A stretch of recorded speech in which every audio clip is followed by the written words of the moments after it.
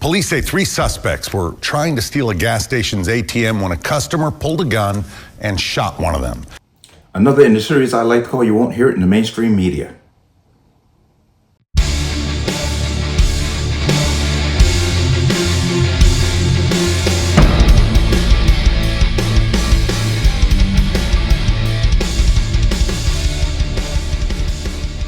Welcome to another installment of the Connecticut Gun Bench. Today's video is brought to you by P.A.N. Firearms, LLC. P.A.N. Firearms, your NRA certification of multifaceted gun training.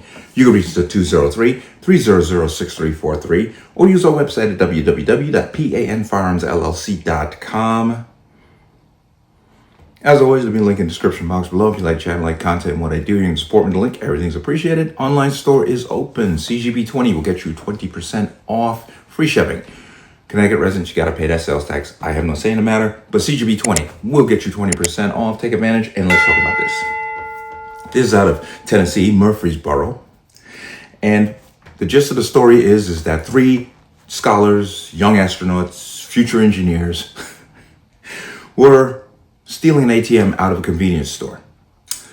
One of the customers who was there drew a gun and shot one of the future engineers who was actually in the crime of stealing this ATM. Now, let me be clear. This customer was under no threat. From everything that I've seen thus far, there was no threat towards this customer, but this customer decided, you know what? I'm going to intervene. Tennessee, he's good to go. You can do that in Tennessee. If you remember, I did a story on a California jewelry store owner who had 21 people all of a sudden pop up out of nowhere trying to flash mob his store to rob him, and he fired a shot, and they all took off.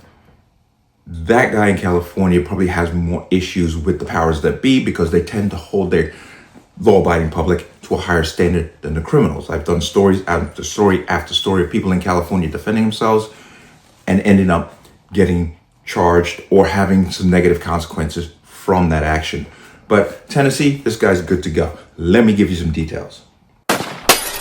Unreal. People are crazy. They really are. And they'll do anything for money, it seems like, anymore.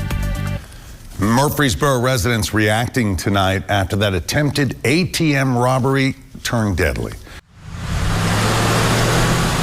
The 7-Eleven Exxon on East Northfield Boulevard is a popular gas station for the people of the borough. It's busy all the time. It's a 24-hour thing, and it's busy. According to police, 3 theft suspects attempted to steal an ATM around 5 a.m. using a sledgehammer to smash through the glass. But when officers arrived, they found the windows of the business busted out, a guy wire around an ATM that had been pulled off its base, and one person that was deceased outside the building.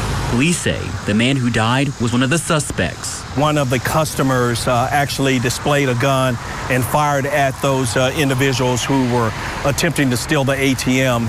Of course, he struck one of those individuals and killed him. The other 2 suspects ran off, leaving their partner behind. Officers later found a stolen pickup truck with the guy wire still attached and a second stolen vehicle abandoned nearby. Police believe both were used in the attempted theft.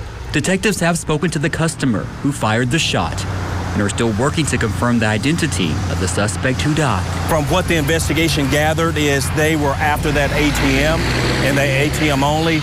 So we would not encourage people to intervene in these type situations. Investigators are also looking into whether this is connected to another ATM theft that happened 8 months ago at a different 7-Eleven on South Church Street.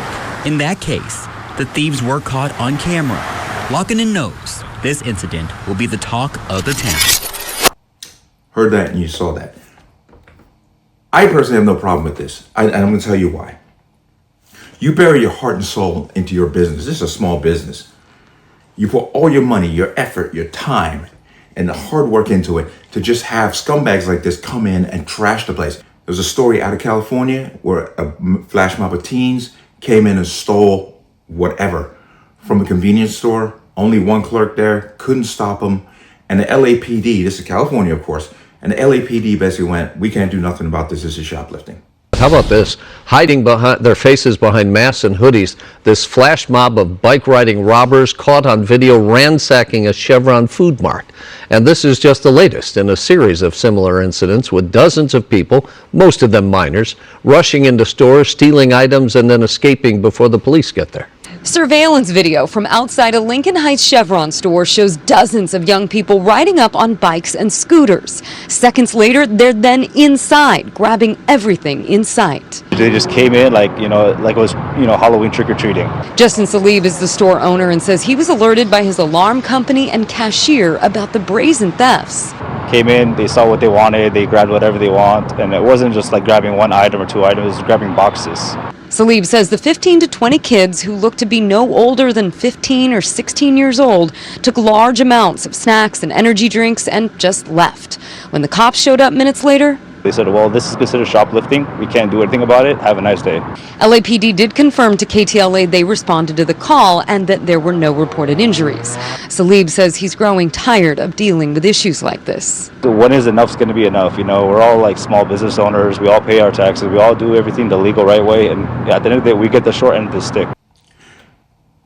That convenience store owner, that's his life. This convenience store owner, that's his life. And I think you should be allowed to protect your property with deadly force. Now, of course, there are going to be people sitting there saying, well, why do you think a candy bar is worth more than somebody's life? Well, that somebody's life should have thought about that before they committed the crime in the first damn place. How about that? None of this would have happened if there wasn't a crime being committed. How about that? No, this is our society. We blame exigent circumstances, then take on the true nature of what is actually happening. These idiots came in to steal an ATM. One of them got shot and killed. Oh, well, you should have known better. And you heard the guy say, the public shouldn't intervene. Well, criminals shouldn't be doing what criminals are doing. Once again, this man's deflecting.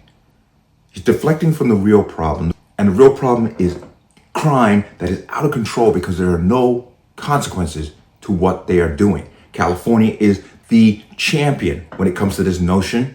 If you remember, Newsom passed a law. You steal anything under, I think it's $950,000, we're just considered misdemeanor and you're going to get nothing for it. And what happened? What is still happening in California? States need to step up and protect the public. And when I say protect the public, I'm not talking about just the public, just their lives and their personal beings. I'm talking about their property also. All of this must be protected. And if it comes down to shooting at these people and they start to figure out there's a price to be paid for my stupidity, they'll stop doing it. They'll stop doing it. But kudos to this man for getting involved.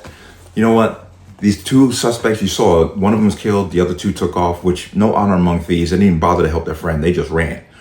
Shows you everything you need to know about that. But kudos to him for stepping in. I have no problem with this because property, I think, in my opinion, is just as valuable as life, especially when your entire life is buried into that property. A lot of these store owners are just either going out of business or just literally packing up and leave because they can't do business in these cities and towns where they let these little idiots run rampant. Once again, we can go right back to California. There are other cities, of course, we can point to, but this is the problem. When they figure out there's a price to be paid for what they do, they'll stop doing what they do. There it is. Let me know what you think. As always, you can leave your comments in the comment section below. And as always, any statements of violence or statements that lead to violence will be removed. Please like, share, comment, subscribe. Don't forget to hit that notification bell so you're notified the next time a video goes live. I'm going to see you on the next one. Peace.